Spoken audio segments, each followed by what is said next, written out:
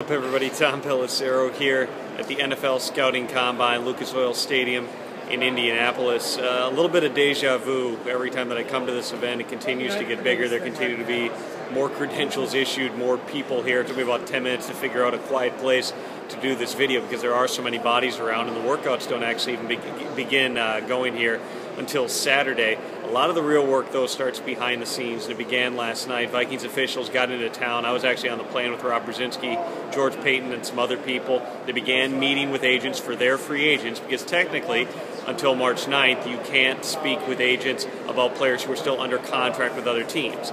Now, that's technically the rule, but having talked to more people about this and talked to some more agents last night, the tampering meetings that annually occur here are already underway. And certainly, if you're interested, and I'm not accusing anyone of doing anything untoward, but if you're interested in a player, you're probably dropping a bug in the ear of an agent while you're down here. And a lot of agents have multiple players. Take Percy Harvin's agent, Joel Siegel. Everybody wants to know whether or not the Vikings are going to talk to Joel Siegel.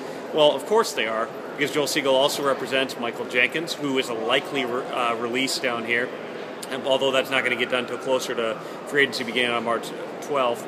Also, he represents Devin Aromachedu, who's one of the 10 unrestricted free agents on the Vikings roster. So they did a couple of those meetings. There's still more agents coming in. The annual meeting for all NFLPA certified agents is tomorrow morning, which is always an interesting scene because you've got hundreds of agents at every level, guys who have 100 clients, guys who have one client, the only common denominator. Most of them are hungover, so are most of the reporters here by day 2 as well. That's the NFL Scouting Combine. Everybody thinks it's a lot about guys running around in shorts, in t-shirts, seeing how much they can bench press, seeing how high they can jump.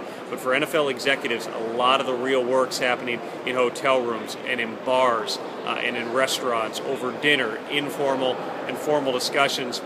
There usually are, by this point, some sort of rumors that end up circling around here about where some free agents might end up going. And there's some teams with a ton of cap space. You got 4 teams right now with upwards of $40 million in cap space: the Browns, the Bengals, the Dolphins, and the Colts. Vikings in fine shape too, though. Even if the only cut that they end up making before March 12th is Michael Jenkins, they'll be about $14 million under. That's enough for them to get done the business that they need to. And that ranks in the top half of the NFL. Will be interesting to hear, though, over the next 72 hours or so, exactly what they're saying to some of these agents about their interest level in bringing people back. Rick Spielman keeps saying they're interested in having all their guys back. Well, the caveat there is they're probably interested at the Vikings price. I'll be here through Sunday in full Vikings coverage. A bunch of stories from today already at 1500ESPN.com. We'll see you.